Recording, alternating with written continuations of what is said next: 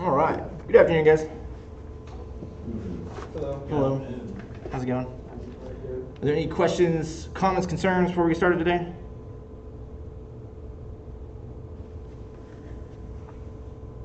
Check with these guys too.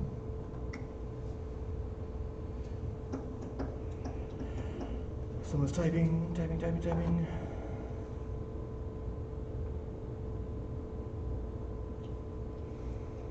still typing.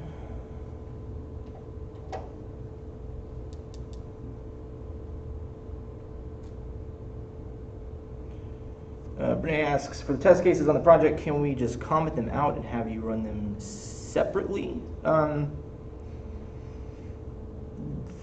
Maybe, no, yes. You should at least have one so that when the grader looks at it, they know what's happening.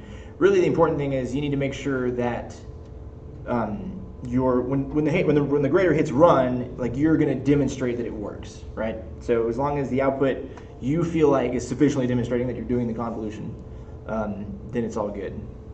But there's no like specific, we're not running specific test cases or anything like that. We just want to see, yeah, did the thing work or not? So, okay, cool. Well, in that case, let us jump into class for today. The title of today's lecture is Frequency Domain Representation.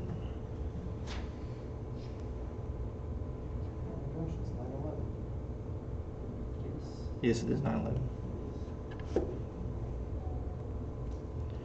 Okay, so let's just kind of dig right in. Today's gonna be kind of long.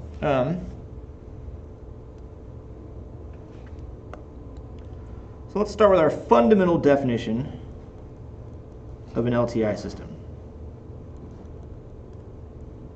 or the one that we're using as our fundamental definition.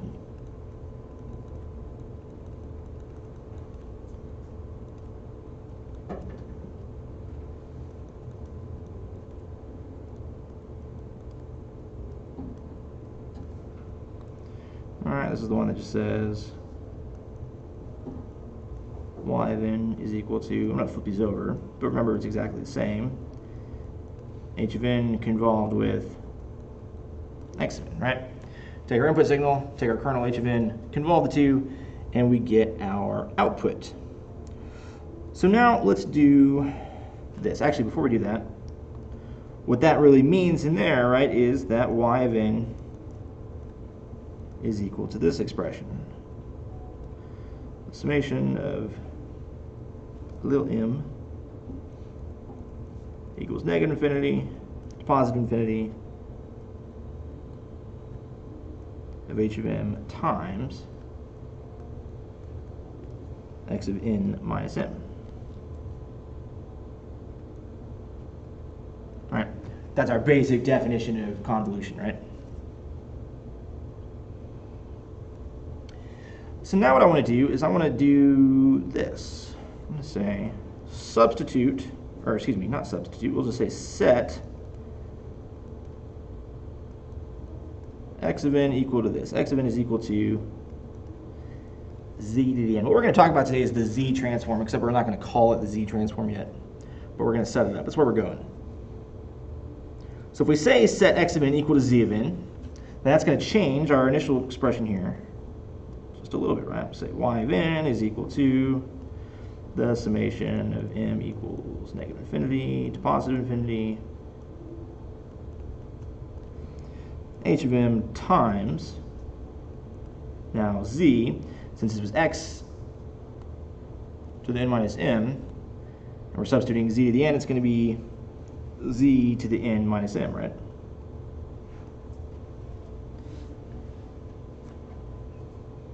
Everybody good with what just happened? Yeah. All we do is set x of n equal to z to the n and drop that into our expression. Now, when we have exponents that subtract or add or whatever, that's the same as multiplying, right? So we can simplify it or modify it just a little bit and say y of n is equal to all this stuff.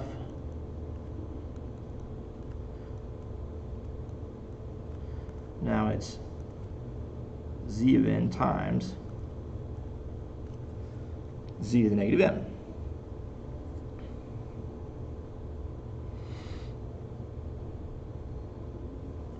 And because our summation is dependent on the variable m, we can take that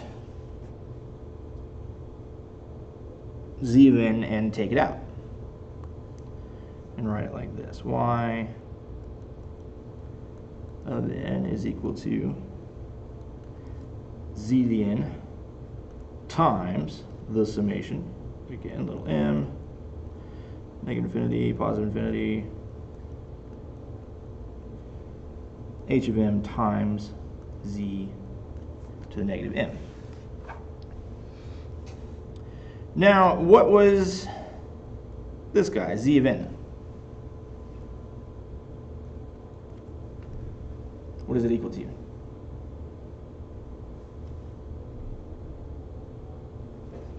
Yeah, right? That's equal to, remember we did this. We said x of n was equal to z of n. So kind of like in an example we saw a couple days ago, right? We isolated x of n again.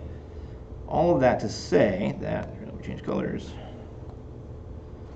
Then we got this. Y of n is equal to x of n times that big monster expression. Negative infinity, positive infinity, h of n times z to the minus m.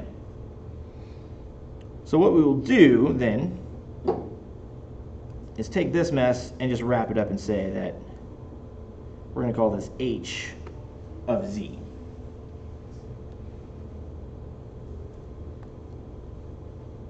So we now have a new definition, a new way to represent our systems by saying that y of n is equal to x of n times h of z.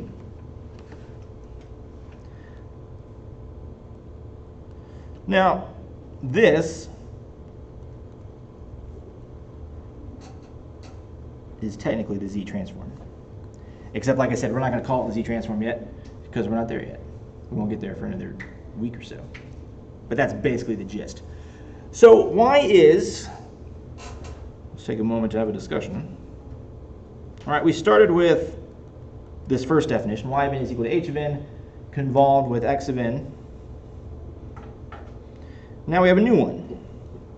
Y of n is equal to h of n times, or excuse me, x of n times h of z. Which one would you prefer to work with? And why? Why do we care to go this way?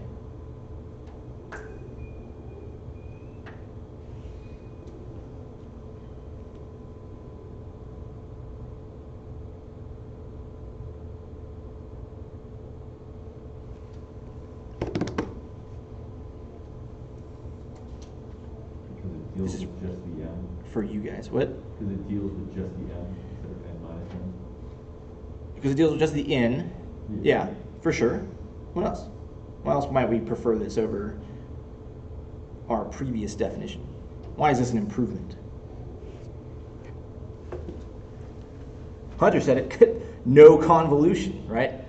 Curtis says the second one, because multiplication is easier. You're absolutely right. It is way easier, both sort of mentally and computationally, right? To do multiplication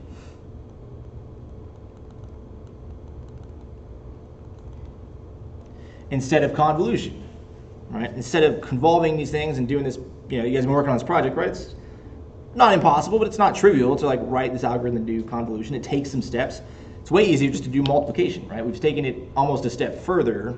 First we had like these big long where we had to like hand calculate the result of every system. And then we simplified it a little bit by saying, let's do convolution. And now we're simplifying it even further to say, like, well, let's just multiply by this thing that we're calling h of z. Does that make sense? So the goal is to just make your life a lot easier. Does that kind of make sense? Mm-hmm. All right. So now let's go ahead and give ourselves a boring definition to work with. We call this the eigenfunction property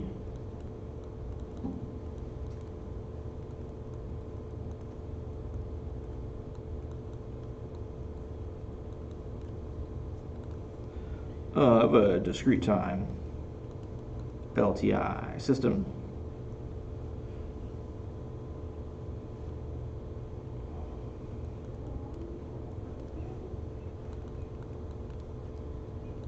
With an impulse response.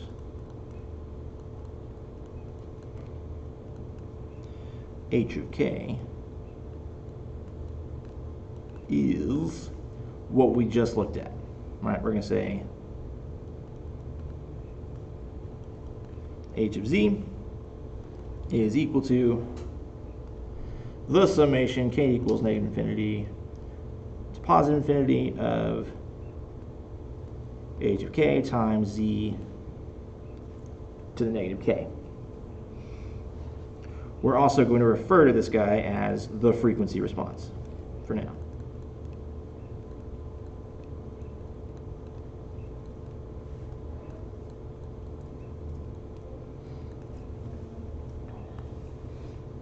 So when I ask you on a homework assignment or on a test, find the frequency response, this is what I'm talking about. Figure out what is H of z.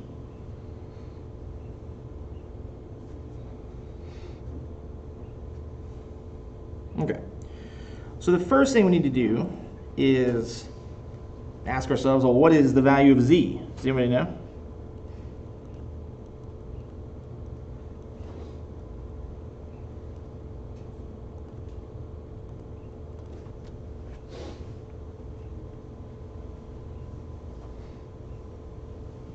Because it has some consequences.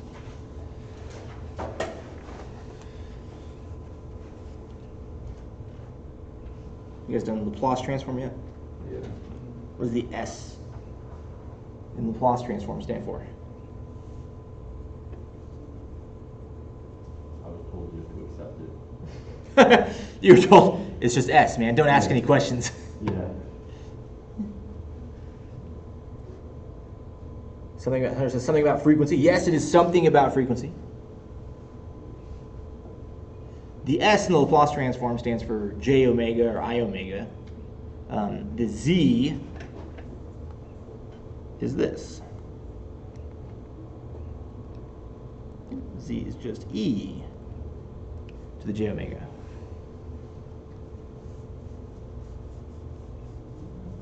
Now, the textbook likes to use E j omega all the time. I don't know why. I think maybe they just think that it looks a lot fancier if you write E to j omega all the time. Also, probably because they don't do Z transform until chapter 3, and if they start using Z now, then we got to talk about it now. I'm going to skip over the E to the j omega stuff, except for when it matters, but for most of the time it doesn't matter. So yeah, just know that Z is a complex number, which means that H of Z is a complex number.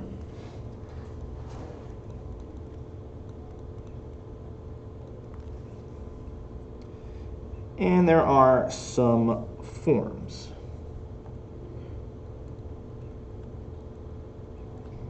Call those forms of H of Z.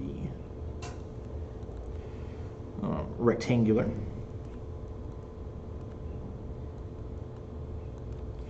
Which is going to be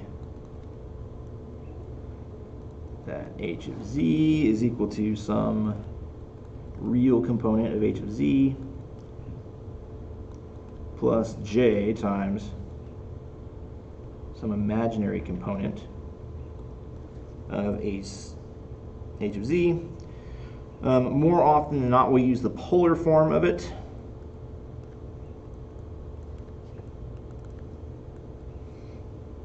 Which is simply that H of Z is equal to some magnitude of H of Z, which is the real component, times E to the J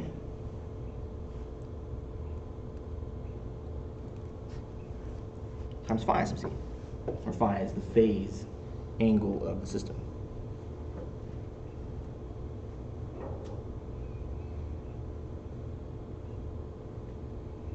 Okay. And the last thing I want to note, actually, hold on, let me do one more thing. Phasor form.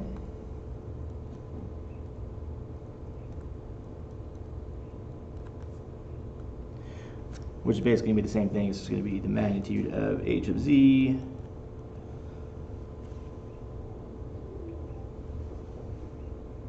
at at some angle of h of z.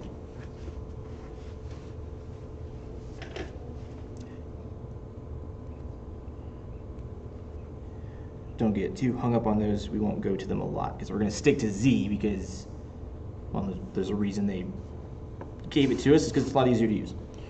The only thing we need to note is that, all right, so the system, or excuse me, not the system, the frequency response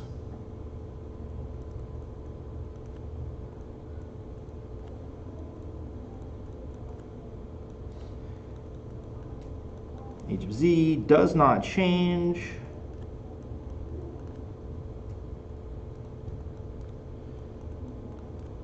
the frequency of the signal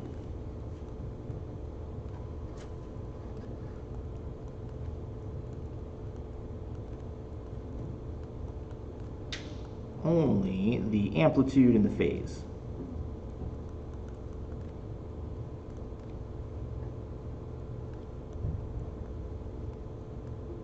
Right?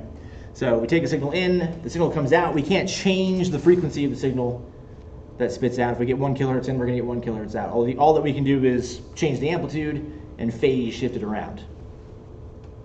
And it turns out more everything you could ever possibly want to do, you can do with amplitude and phase.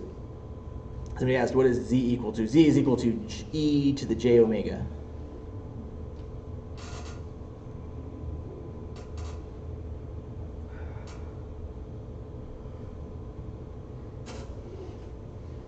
All right, so let's do an example.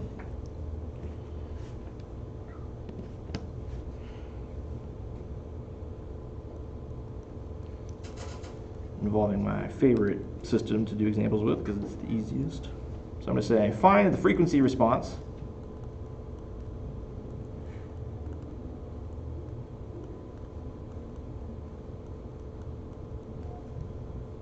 of the ideal delay system.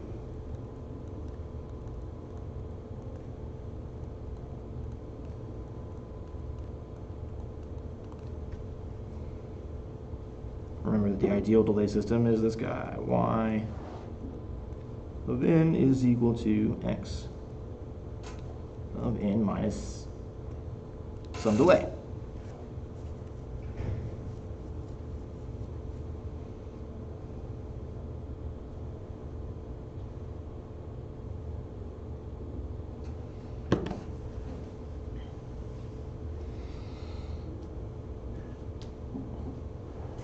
All right, so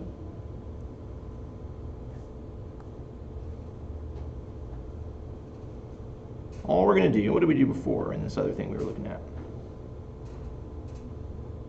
Remember that x of n is equal to z raised to the n. So when we're asked to find the frequency response, what we'll do is this. We'll just substitute in z to the n. We'll say that y of n is equal to, just as once I'm going to use the e to the j omega, so that'll be e to the j omega n minus nd,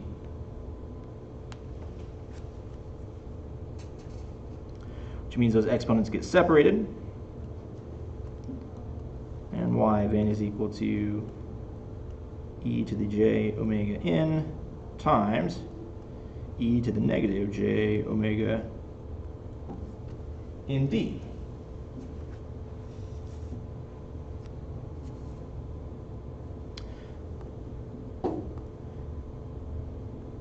Now e to the j omega n is z raised to the n, right? Which is equal to our x to the n.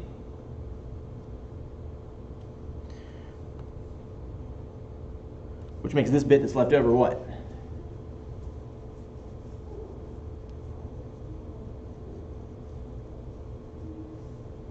X of nd. What's that? X of nd. Not x of anything, Nd. but not x. We pulled out x. Remember our form that we want now, right? Y of n is equal to x of n times h of z, right? We isolate x of n, everything else is our h of z. So that means that our frequency response, h of z, is equal to e to the minus j omega in d. And if z in, well, excuse me, if z is e to the minus j omega, we're getting a little lost in the weeds, I think. So remember, if z is equal to e to the j omega,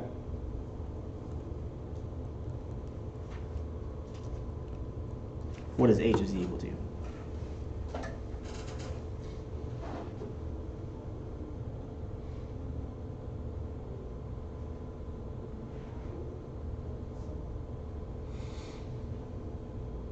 Hunter says z to the minus nd. He's absolutely right. Z to the minus nd.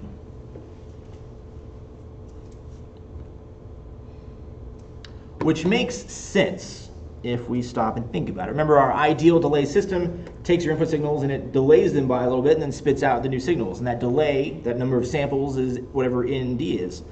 If we look at our sort of general form of h of z, so h of z is equal to, let's write a for some amplitude times z raised to some phase. Right? Does the ideal delay system affect the output amplitude of our system, or of our output signal?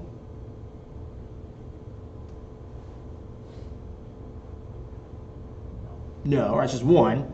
So that kind of makes sense that there's, so it's 1 times z to the minus AD. And it sort of makes sense, or hopefully it makes sense, that our phase is equal to minus nd, right? It's taking, since the delay system takes our input signals, delays it, waits, essentially shifts it to the right by whatever nd is. The phase shift is minus nd, so shifted to the right by whatever nd is, that number of samples. So hopefully, like I said, that should make kind of an intuitive sense if you think about what that ideal delay system is supposed to do and what we got for z. And frankly, that's all there is to it. Any questions about that? The crux of today's lesson. Give you a system, you give me the h of z. All right. There's an alternate way to do it, and it's involving that other definition that we had. So let's say an alternate method.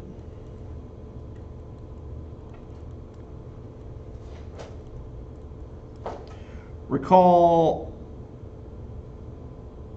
this other definition. Where are you at? This right here. All right, h of z is equal to the summation k equals negative infinity to positive infinity, h of k times z to the negative k. So if we start with that,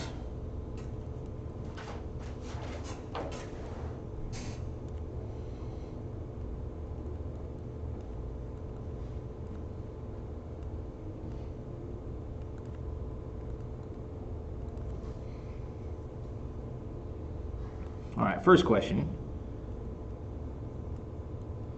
If our ideal delay system is equal to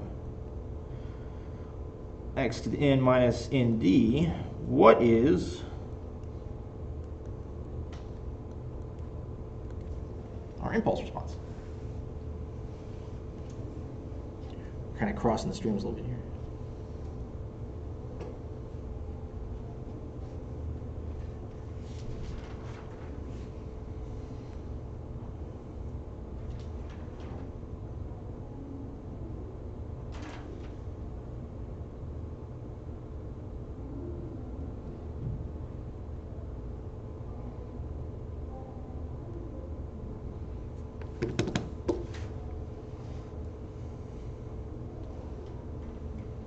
I think we talked about this. It's one of like the first things we ever talked about.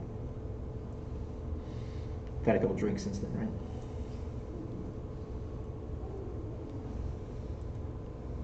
If y of n is equal to x in minus nd, what is h of n equal to?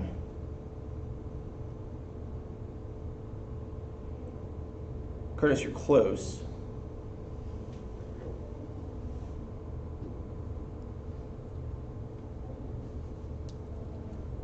What about you guys? X and negative ND. What's up? X and negative ND. Nope. Curtis got it. Remember, you just take, when you want to know what h of n is, it's just you take the x's and you replace them with deltas. Remember? So h of n is equal to delta n minus nd. Take the x's, replace them with deltas. That's your h of n. That's your impulse response. So now what we can do is we can say that h of z is equal to k equals negative infinity to positive infinity of now delta n minus nd times, or excuse me, not n, but k minus nd now, times z to the negative k.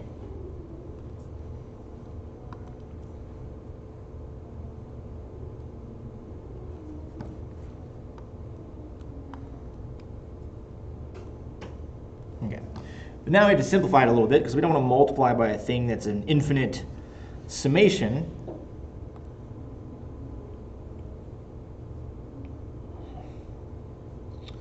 So let me ask you this. The next thing we needed to know is what is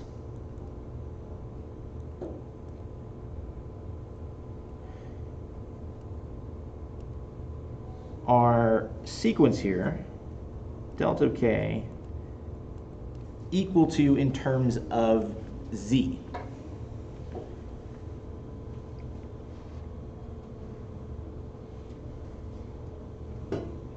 Chris is typing.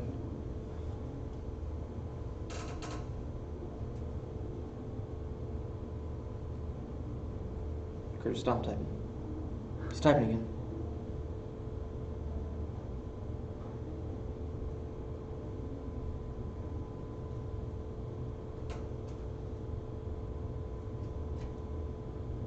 Curtis, you skipped to the fun part, or you skipped over the fun part and just went straight to the end.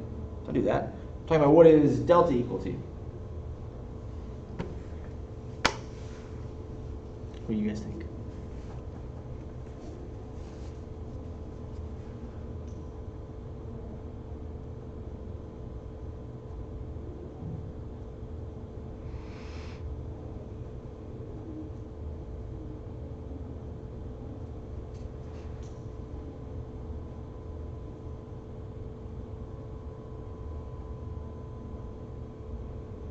What does delta do?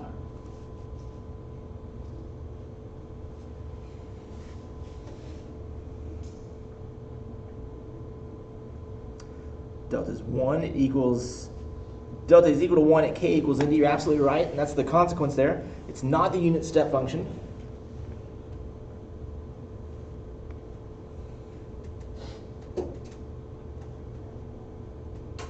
Somebody in this room has got to wager a guess.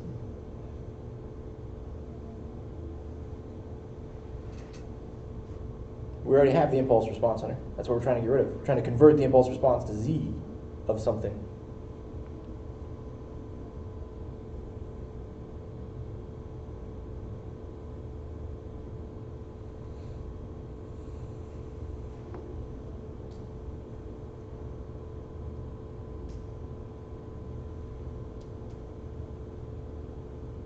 Now we're in the face-to-face classes, trying to avoid eye contact.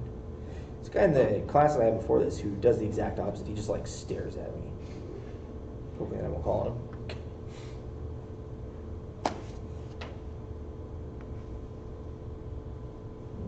I'll wait, man. These guys are at least typing stuff. I'm just sitting and staring. What do you think it is? Even if you say something dumb, I'll only make fun of you a little bit.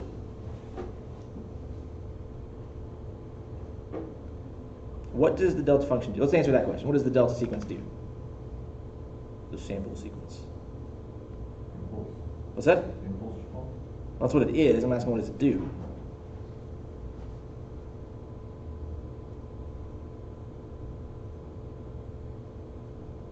Well, Curtis, first I'm asking, well, ultimately I'm asking what happens, what is the purpose? Why do we call it the sample function? Like day one of the class, we said the impulse sample sequence can be, or any sequence can be made up of a train of impulse sample sequences that are blank and blank.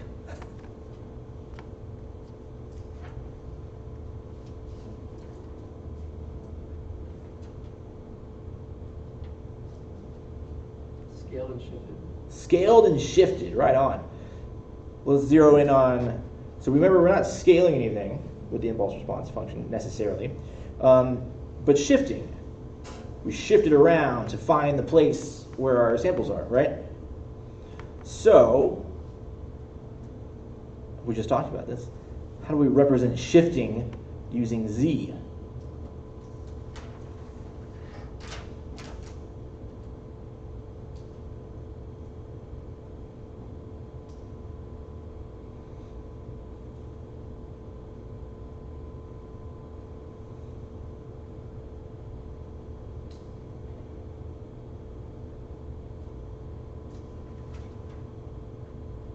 We literally The negative ND. just talked about it.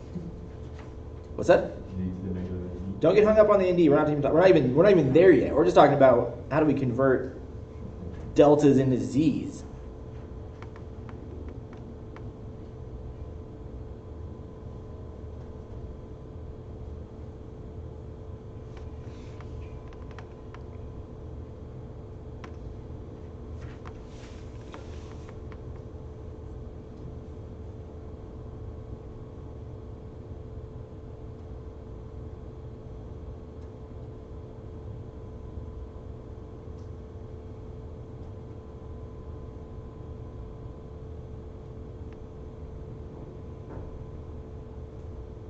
Person that gets this right, I'll just give him an A for the course and tell him it's all good.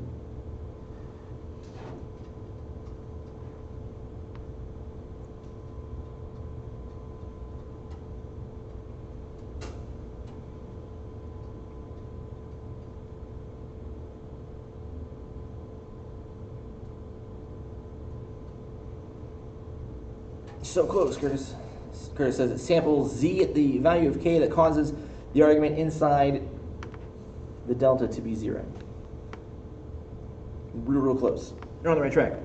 Okay, when we finished this example, what did we say about Z? Like, what did we say about our answer? We got h of Z is equal to Z to the negative ND. And we talked about what that meant. What did it mean?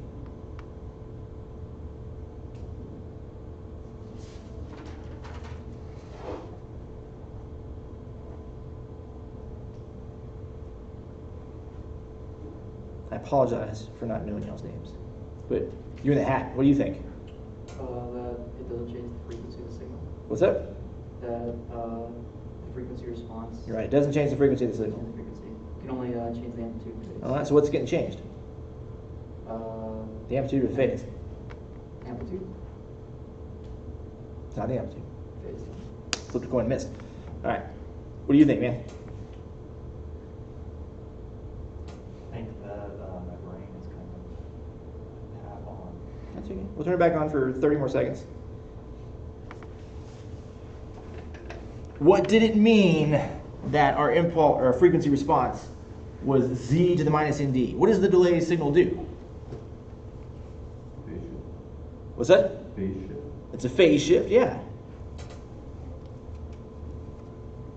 What's the more important word? Phase or shift? Shift, right on. Okay, cool. So, what would you say about Z to the minus ND as the response to the system? What does it do? Shifting the system. Shifts the system. How much does it shift the system by? By whatever the difference is, ND. But whatever ND is, yeah? Okay. Hold on to that. Now we're coming here, and we just talked about that the purpose of the sample sequence was to shift the stuff around, right? You shift the sample sequence around in order to find what you're looking for. So, how do we represent delta of k using z?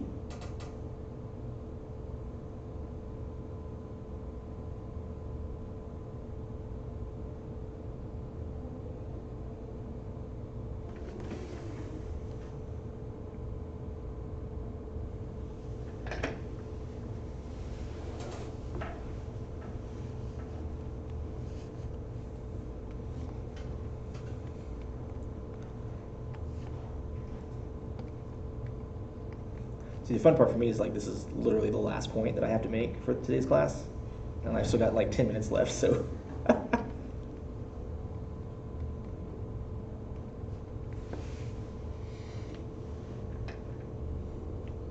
Let me write these so that we can look at them at the same time.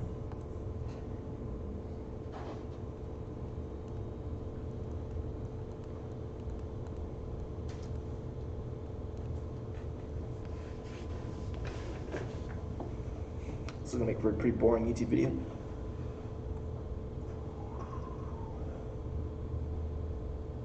My man, Curtis, got it. It's shifting, right? Whatever we want to shift, right? The phase shift, that's what we raise z to the power of. If we're taking delta k, that means it's going to equal z to the k. That was too easy. Well, apparently not. It took us 10 minutes to get there. Maybe it's something more. It's never something more. It's always, that's what I keep telling people, like, just, it's easy, let it be easy. Quit overthinking it. Quit thinking it has to be something like, no, it really was just that, z is equal to k, or z to the k, right? The k is the phase shift, right? Whatever z is being raised to is the thing that is how much we're shifting by. And if delta is the definition of what we're shifting by, then it translates to z to whatever that thing is, right? Cool? Curtis, you get a gold star. You just get an A. You can go back to sleep now. You didn't have to participate for the rest of the class. You win. All right. So, all of that to say that if z is equal, or excuse me, now our expression for delta is equal to z to the k, well, what does that mean for the problem we were trying to solve? So now we have that h of z. So delta k minus nd is going to be equal to z to the k minus nd. And we still have z to the minus k sitting out there from this guy, right?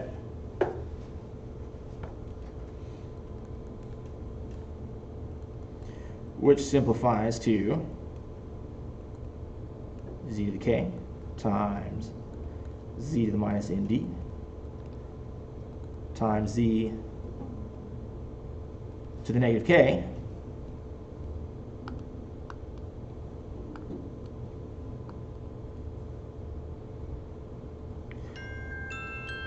there we go, man, there's the bell. So h of z simplifies to what?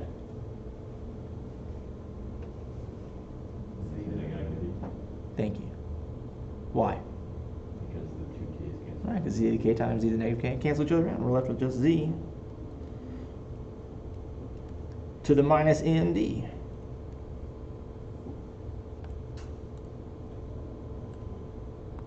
And there we go. There's our final answer. Cool. Like I said, the reason I sort of labor on that and made you guys come up with it is not just for fun, although it was kind of fun. But that's the point, right? Like, don't overthink it. Like, let everything is supposed to sort of flow simply from one thing to the next, right? Everything, if it gets too complex, it means you're overthinking it. You're probably doing something wrong. Let it be simple. Just kind of relax a little bit. All right, let's do one more example and then we'll call it a day. I think it's just that linear systems is like overcomplicated everything, because from linear systems everything was these massive math equations. See, but the thing is that, like, it doesn't have to be, right? Like, it's still, linear systems was this simple.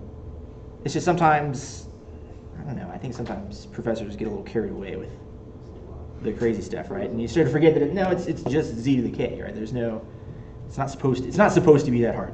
It doesn't have to be that hard. Okay, So let's do one more example, and then we'll call it a weekend, right? So I'm going to say find the frequency response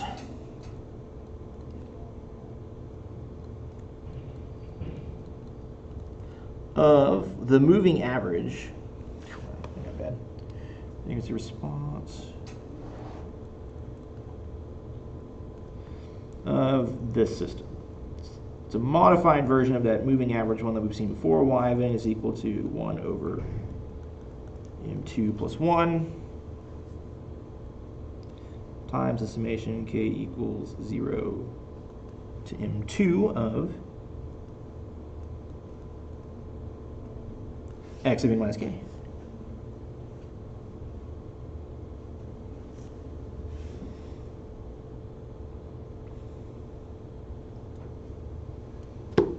All right.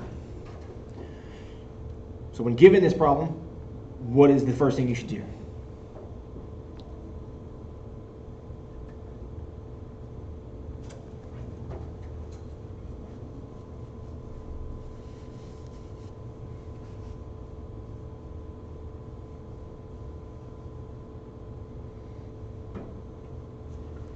Change x to z.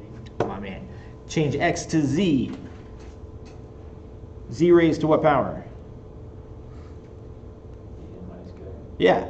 So you change your x's to z's raised to whatever was inside the expression for x, right? So x to the n minus k is going to become z to the n minus k.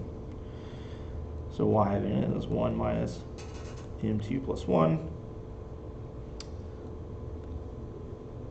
K equals 0 to m2 z to n minus k. Now z to the n minus k is going to simplify to what?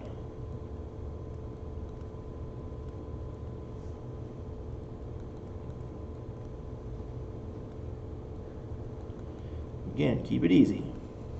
Z to the n minus k becomes what? Z to the n times z to the n. Exactly, z to the n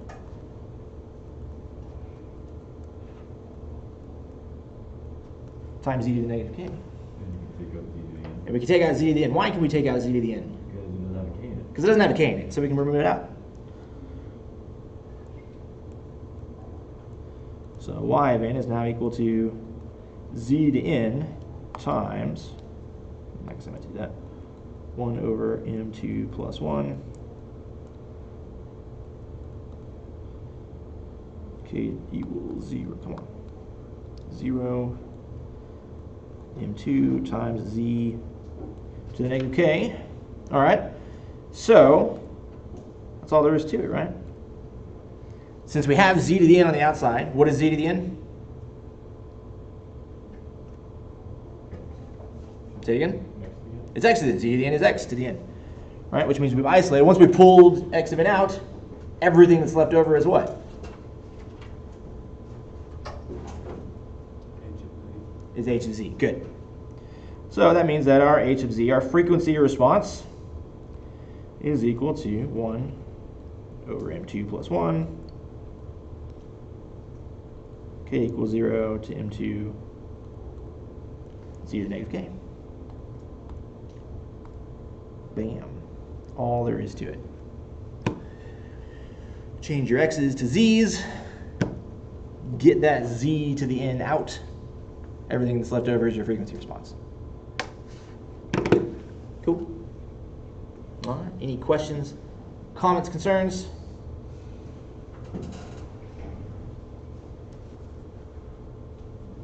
Like I said, don't overthink it. Let it be easy. It wants to be easy. It doesn't want to be hard. People make it hard. It doesn't have to be hard. All right. I never got around to writing a new Python project. So cool. You don't have one for this coming week. There is, however, a homework assignment for that's due before class on Monday. It's really easy. It's just 2 problems that are find the frequency response h of z. So.